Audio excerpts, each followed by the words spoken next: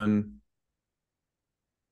back to Behind the Play. My name is Alex Adams, and today I'm joined by Jamie McLennan, one of the best hockey analysts out there, a great color commentator, and co-host of Overdrive on TSN 1050. So, Jamie, thanks so much for coming back on the show. I really appreciate it. And how's it going? Do you feel ready for the new year? You're really in the swing of things. Yeah, I am. I mean, yeah, I've been working some games, all of that type of stuff, but it's like anything, you just kind of you hit the ground running. And I feel like, I've been back on my show and stuff since September 5th. So I feel like my role, I start September 5th and I'm done July 2nd. And I feel like I just work right through because although I do get days off, it just feels like you're constantly either calling a game or at games or talking about games and stuff. I was actually at Toronto, Chicago last night. I went to the game right after our show, and that was Wow. cool to see the kid Bedard play, and he's going to be special. So it was, like I say, a lot of moving parts, but it's all good. How are things with you? Good, good. What do you make of Bedard? I'll just ask you a little bit about that, like watching him live and in person. I think he's as advertised. He's special. And, once I don't know if it's going to be 5 games or if it's going to be 10 games, but when the light goes on for this kid, and what I mean by that is when he starts to realize his spacing, how good he is, like what he can get away with on the ice skill wise, you're going to see a special effort. So it's impressive. I want to ask you just to go back because last time I had you on the show, I talked about your color commentary, and obviously you're at the Sens games this weekend. But I want to ask you about a little about Overdrive because you're on that, as you said, from September 5th to July 2nd. What do you think has made that show so successful with you and Hayes and Jeff O'Neill, and how do you stay on top of it? Because as you said, you're not only it's not just a hockey show, although it is a lot about the Leafs and the NHL. Yeah, I mean, you know what it is? It's three guys that are friends, and you just talk about what's topical. Like obviously living in Toronto, we'll talk about Toronto sports scene, which is fair because it's our backyard. But then Hayes is such a good, he's a great host at finding like nuggets. So you see this story in, I don't know, in LA where this guy, threw a sandwich or something. Like it's current events, and it'll just stir conversation. And the best thing about our show is it's easy. And what I mean, it's hard, but it's easy in the fact that we've got chemistry and we like each other. So it's not this big phony, like, hey, we got to get to air and make it work. And we're better when we don't speak before the show. That way we save our reactions and everything for being on the show. So I always found when we got to the studio at 3:15 for a 4 o'clock show, you're sitting there and you start BSing about some of the stuff that you're gonna. And I would hear our producer sometimes, our old producer Todd Hayes, say, "Hey guys, save it for the air." And you're like, "Okay, that's right." Like instead of talking and forming your opinion and all of these things, like save it for the air, make it cold, go in cold, react. You still have to do your research. I read every morning on teams clips and stuff. I talk to people throughout the day that are in the league, but it's your opinion. You got to live with it. So that's basically the way I look at it. Is that's kind of the prep for Overdrive. Is we have a framework of what we're going to talk about, and then we just kind of go in and go at it. With that, like, were you guys always like did you know O-Dog like beforehand? Like, just how did that kind of show come together? Yeah, I knew. I mean, I knew O from playing against him, and we had a lot of kind of mutual friends. Um, and when I would run into him, it's just quick stop and chat, that type of stuff. But we weren't like buddies. We never had each other's like phone numbers or anything like that. So when the show first started, like 13 years ago, it was me and Bryan Hayes on TSN radio called Blue Lunch because we didn't even have the rights, so we couldn't say Leafs. So it was Blue Lunch, and then we were 1 hour and we extended to 2 hours. And then what happened after that was Hayes and I had good chemistry. We had a lot of fun. O-Dog wanted to join the station, but he's like, I want to be on that show. So they tried the three of us, and, kind of the rest is history. And then we were on Leafs lunch, and then they moved us to a drive show from 4 to 7. And, it's 3 hours is a lot. It's a big clip. Like, that's the biggest thing is you'll find sometimes throughout the show some sags in it just based on, not shortage of stuff to talk about. It's more about just the energy. It's a long time to talk. And, we've got lots of things to talk about and yell and scream and have fun about, but it when you look at it, I go back and do it because O and I both have our summers off, and Hayes has lots of holidays in the summer. And as you know, radio in the summer, a lot of it is a wasteland, right? Because people take their holidays. So, in the 10 months that I am on, you're talking 200 and some shows, right? Like, so you're going to have good shows. You're going to have bad shows. You're going to have things that you feel like you needed to say, things that you wish you could have said or articulated differently. But at the end of the day, like we enjoy it. But it's still, it's work, that's really what it is. It's work, even though we're having fun. Sometimes people talk about it, like my wife used to run the station. She now has been moved to a different area in TSN, but she'll ask like, "How was the show?"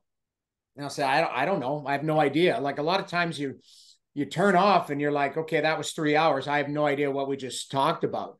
But it's like, for me, that's either a really good show or a really bad show based on how it unfolded.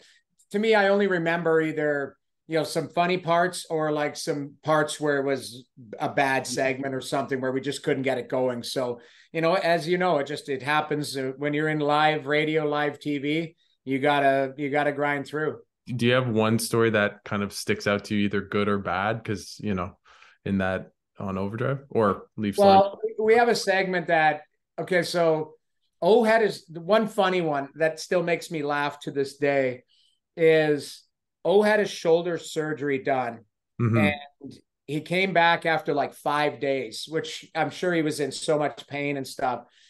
But because he had this sling, he couldn't like fit a sling over. So he wore like his wife's like shawl. It was like a poncho or something. And we had to tape something before the show. We had to tape a segment. So we taped like a 5-minute segment before. When he first came up, like we're all sitting at our desks at home remotely, and we could see him sitting there. And I was like, we couldn't keep it together. I'm like, he's wearing a poncho. And so it took us like 10 minutes to get through like a 2-minute segment because we were laughing so hard. So then, nobody knows this, but like I messaged our board op at the time, his name was Mark Mullen. I messaged him and I said, start the show with the song La Bamba. And so, we come up, it's like, welcome to Overdrive. And it's like, la, la, la, la, La Bamba. And Hayes can't control himself. and like, I'm dying laughing because like, if you just see O sitting there in like a poncho, you can tell he's just in so much pain. And Hayes is like, I swear I did not do that. And O's like, you did that. And it was actually me. I had sent Mullen a note, but it was just the funniest thing. I don't know why. When we get laughing, it was, it's infectious. And, bad segments we had, we all disagree on things and we'll get heated. But years ago, O and I had a disagreement, which was a bad one on air. And you know what? We learned a lesson from it, from our superiors and from colleagues too. Because I remember talking to Ray Ferraro when you get on air and you want to make a point, you're passionate about it. If somebody disagrees with you, you just lay out your argument for it. But that one, I think we both took personal in the argument, and all it did, it was bad radio. And it was bad TV. I don't remember what it was about or, how many years ago. But, you have to keep in mind when you do stuff like this, you're in the entertainment business. So somebody who's driving around or watching the show or is engaged with you guys, they don't want to see that. Like, they don't want to hear that. It's so, I remember my boss saying like, that was bad radio. And we don't do that. We don't want to do bad radio. We want to do good radio. So it was a good lesson for me. And it was kind of early on in, I guess our broadcasting career. Maybe I was a couple of years ahead of but it was still, at the end of the day, it was still a good lesson for us. Well, this is the best way I can transition, but the Senators have had to learn a lot of lessons to start the season. Just you called their games this weekend and on the color. Just what do you kind of see from them this year? Maybe different than other years, and especially with the absence of Norris and Pinto. Like, how would you kind of evaluate their play so far? Well, determined. So that's the one word I come. Like Brady just looked like a man that just was like not going to be denied. Claude Giroux just picked up exactly where he left off last year, which is he's a guy who brings it every night. And if he doesn't have the legs, he certainly has the mind going that night. I still think Timmy Stützle has another level. He looked frustrated over the weekend because he's getting a lot of attention, which he's got to get used to. He's a superstar. I said this on the broadcast. When you're preparing for a team, so now you're preparing for Ottawa, you circle Stützle and say, we gotta shut this guy down. So he's going to get extra slashes, extra face washes, all of that. He's got to find a way through that. And that's a learning process for a 21-year-old, 22-year-old type of thing. 21, I think. Yeah. So, but I look at it, there's no secret how much I love Jake Sanderson. I think he just he's a rock star of a player. I thought the goaltending was really good when it needed to be. Saturday against Philly, you look at Forsberg, I thought he looked comfortable and he looked aggressive. He didn't have to make a lot of critical saves, but he made good ones.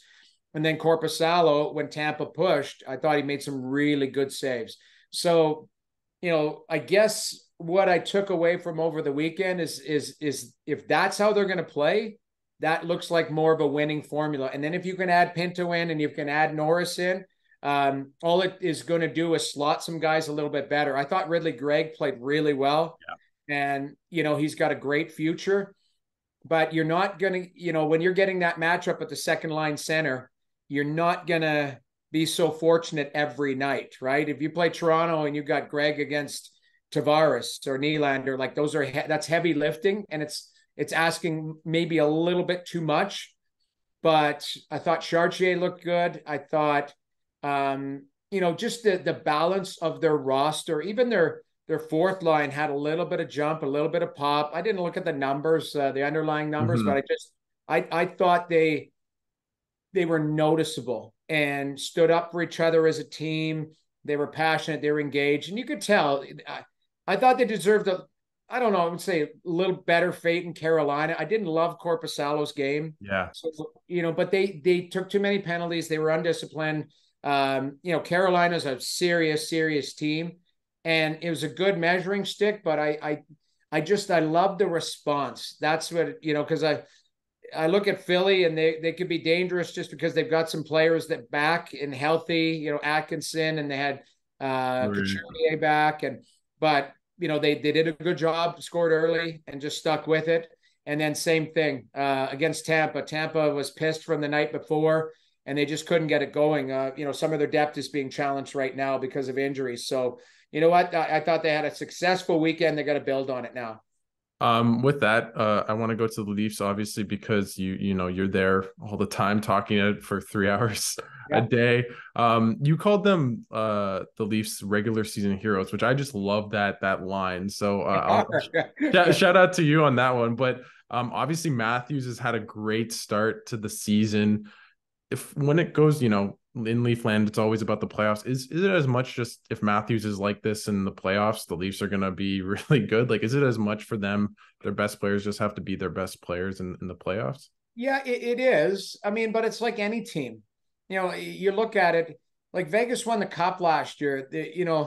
Their third and fourth line really contributed. But if Marchessault doesn't score, then if Mark Stone doesn't, go into beast mode, if they don't get timely saves, like there's a formula and it changes a little bit every year. It's a copycat league. So, now everyone's talking about bigger, stronger defensemen. That's how Vegas won. Vegas had a box plus one defensive style. So now I look at Edmonton and Tampa have changed their defensive structure with it.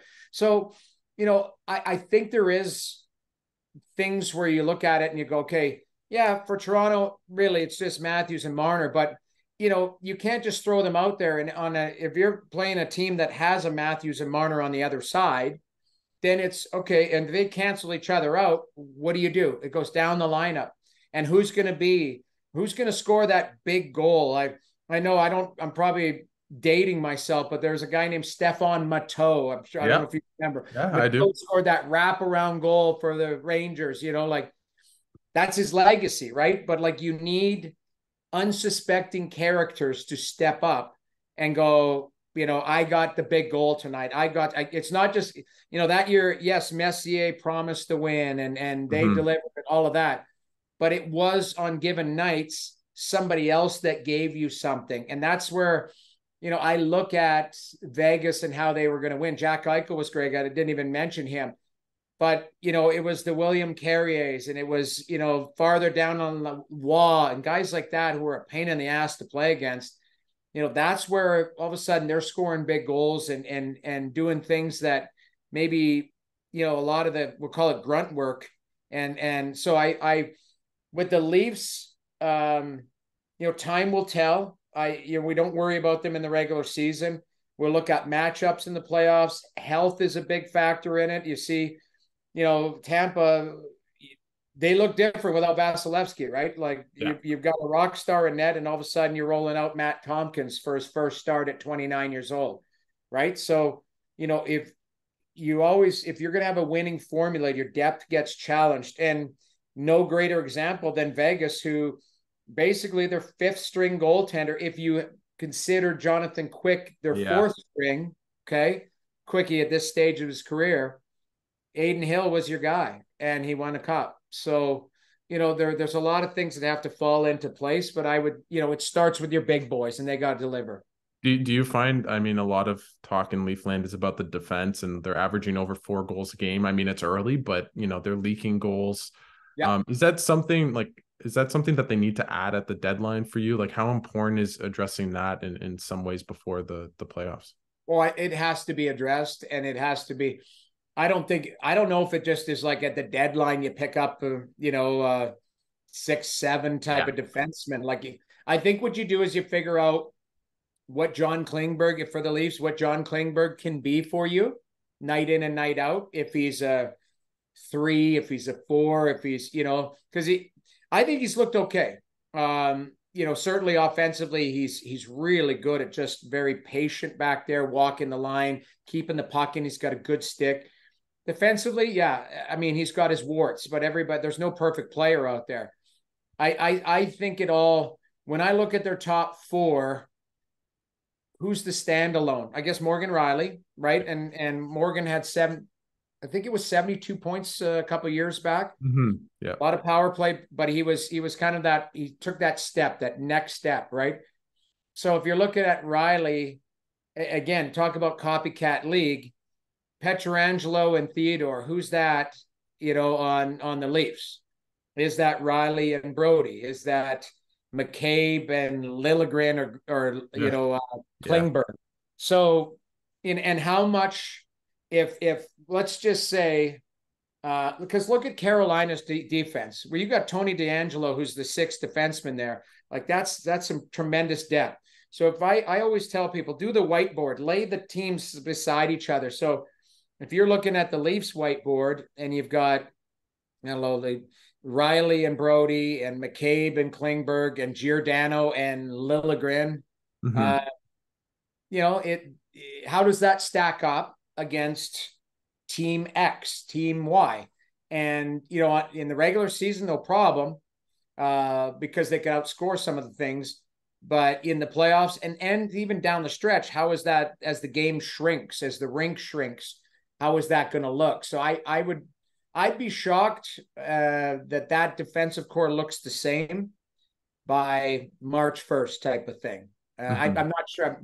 I think March 8th is I can't remember the trade deadline. I don't have it on the top of my head. Yeah, but it's always in March. So I know I'm in LA with the Senators and I have to take the red eye back to get back. No. for Trade Center, but Okay. Well, I think it's like March 9th or 3rd. I can't remember that the sounds date, right. Yeah. Yeah. but let's just call it the day after. Like it's going to look different, and it wouldn't surprise me if things don't stabilize that maybe they make a move sooner. I want to go to the Oilers because I know you were very high on them going into this year, and I'm Yep. sure after 2 games, you maybe feel a bit differently, but just they've obviously got trounced in the first game, and didn't play great in the second, or didn't get the goaltending probably. But how much of their struggles so far this year would you put on maybe a McDavid and Draisaitl, or is it more just as simple as goaltending and maybe lack of defense for that team? I think it's more two things. When I was talking about the defensive structure, so they changed their defense, The box. their structure, the box plus one. Game one, you could tell they were thinking out there. They were just like standing around watching. Game two, they gave up 18 shots. Yeah. You need a save. And I thought Casey DeSmith was great. He kind of stole that game, and you can't have a goalie steal the game every night. But if you look at it, I didn't love Stuart Skinner's game, and I'll tell you why. The Oilers come out like a house on fire. They score right away. Power play goal. Draisaitl scores. The building's going crazy. They take a lazy penalty, and then they give up a deflection goal in front where there's no coverage. And I can't remember who touched it, but just redirect in front. I think it was Hoglander, maybe. He might have been the second one. But either way, there's no coverage. And at some point, you need a save. So no problem. They get behind 2-1. They tie it up. They get the third goal is a 2-0. So it's a poor read. You've got Fogle on his offside. He fires it far side. The puck goes around, and Darnell Nurse is cheating. He wants to cheat for offense, and all of a sudden the puck goes around the boards and he can't get there. 2-0 going the other way. So Nurse is pressuring it. If you go back and look at the goal, Yeah.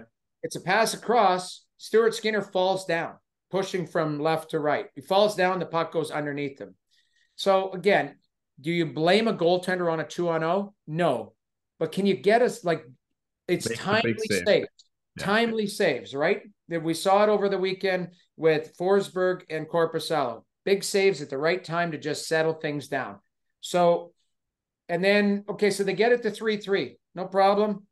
The 4-3 goal, Lafferty, you need to make that save. If you actually look at it, it's down the wall. He gets an inside position, and Skinner looks like he's ready to absorb contact because Lafferty's coming hard. So he lifts up, and the puck goes over his blocker side. And then there is contact. But you need that save to like where the bench goes, big save, boys, let's go the other way. Instead, right now, there's deflating plays that really like kill the team. So they play Ottawa or they play Nashville tonight. Yeah. Like, yeah, you can go, okay, you just need 29 and 97 to turn it on. So if your philosophy, like I'll spin it to the Leafs. The Leafs haven't had great goaltending, but they got they got 6 the first night and 7 the second night. So if you score 13, that's a good chance you're going to win. So early on, when systems are loose and goaltending's a little bit looser and there's the breakdowns, teams like Edmonton, teams like Toronto, high scoring teams, they can outscore their problems. So I think that's what the mindset is tonight. Is like I don't know who's starting. I would assume it's Jack Campbell, but they need a save from Jack Campbell, and those guys need to outscore anything that they've got going. And to be honest, their power play I think is 27%. I thought I looked this morning. Wow. And it hasn't been very sharp. Like you could see that teams are trying to disrupt their entries. Teams are trying to get them off kilter because they were the greatest power play team in the history of the game last year. So obviously people are going to pre-scout it all summer and go, we got to disrupt that drop play. We got to disrupt their entries. So Edmonton has to find a way to fight through some of these things that teams are now pre-scouting for. I want to go to the Habs, a team that's kind of up on the come up. How would you kind of evaluate their rebuild so far? Obviously, Doc just went out for seems like the year, which really sucks because he's been playing well for them. But how would you kind of grade their rebuild so far, and how much of that hinges on guys like Slavkovsky outside of maybe Suzuki and Caulfield? Well, Slafkovsky, the best game I've seen him play as a pro was that first night against the Leafs. I thought he looked like an NHL player, which is a good start. The Dach injury is so unfortunate because I would argue that Kirby Dach, even though Matthews scored three, like I would argue that Dach was the best player on the ice, or was one of them. So that injury, I don't know. I'm not guessing. It looked like a hamstring to me. I've heard, I think Eric Engel said ACL or MCL, which is Okay, knee. so knee, Yeah. like it looked weird the way he was coming off, but it's awful. That's going to hurt his development and progression because he's already had injuries. But I've said this all along. I don't think Montreal's a playoff team, but I don't think they're a bottom feeder. And the reason being is outside of the Dach injury, if they have health, which they didn't have last year, they were close to the highest games in history of man games lost. And that was by design too. Guy had a hangnail, they shut him down because we're trying to get Bedard. Like they were trying to get close. But now if they can stay healthy, they're just better through osmosis. Newhook is a really nice find. Like he's a really good player. Caulfield, if he stays healthy, he could be a 40-goal scorer. Suzuki is just a really solid player. Josh Anderson, I know he's not an analytics dream, but I really like him because he's a unicorn. He's different. He's hard to play against. He's a good skater.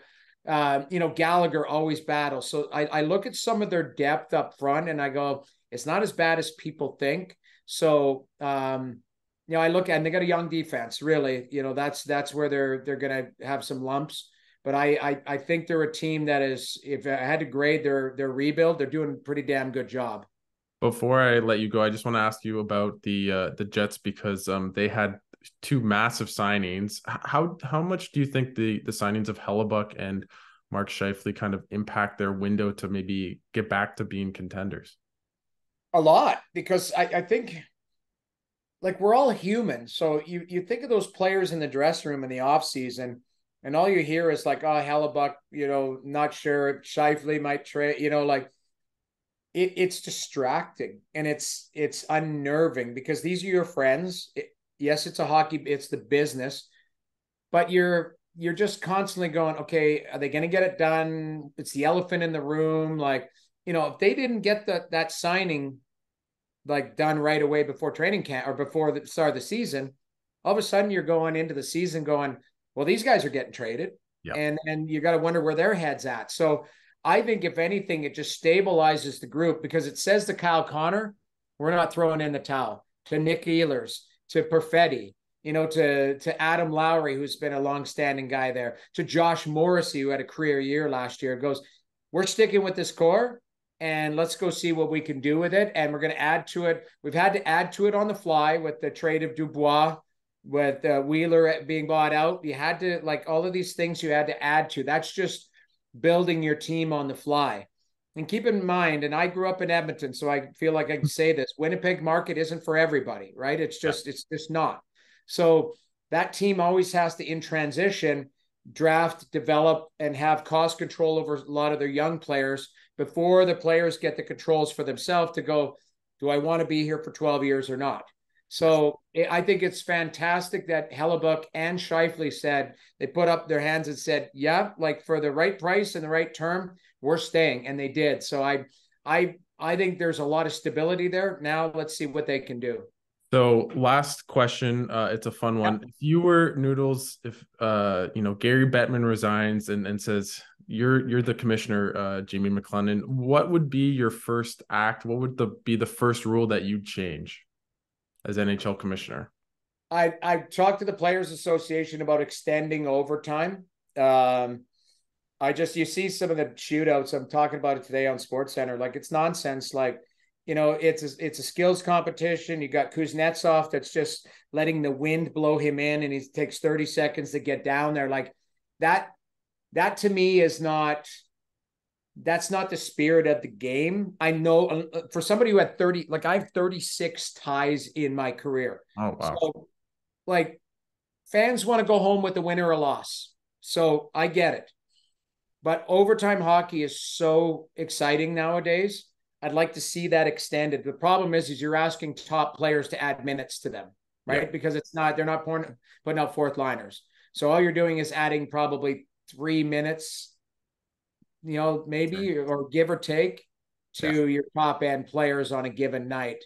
So that would be like my first order of business, is just to try, hey, we're tweaking that. I don't know. We always have these arguments about, reffing, and can reffing get to another level. I've always maintained there's 4 refs on the ice. I would take one off, and I would have that one mic to the guy on the ice, and being an eye in the sky. And the reason I say that, I'm in between the benches, but there's some nights where I'm up top. The game is so much different from Yeah. up top than it is on the ice.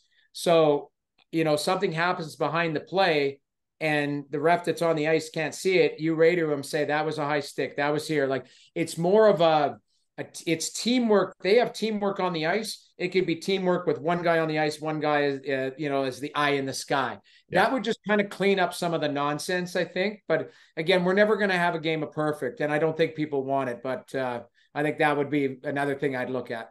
Well, thank you so much, Jamie, for taking the time. I know you're not very busy these days, so I'm glad I could kind of fill a hole for you. But in all sincerity, thanks so much for doing this. Is there anything at TSN that you just want to plug before I let you go? No, I mean, turn on TSN. I feel like I'll be on it every day. So, but yeah, I mean, Overdrive, all of the stuff that we're on. But I love doing the Sens broadcast. I'm looking forward to it. I'm doing it next weekend, next Saturday afternoon. Awesome. I'll be there, so it'll be looking forward to that one. Well, I'll definitely see you. I'll hear you on TV when I get back from the games, and that's how I kind of connect with you, Jamie. So thanks so much for taking the time and doing this, and best of luck for the rest of the season. Absolutely. We'll chat soon.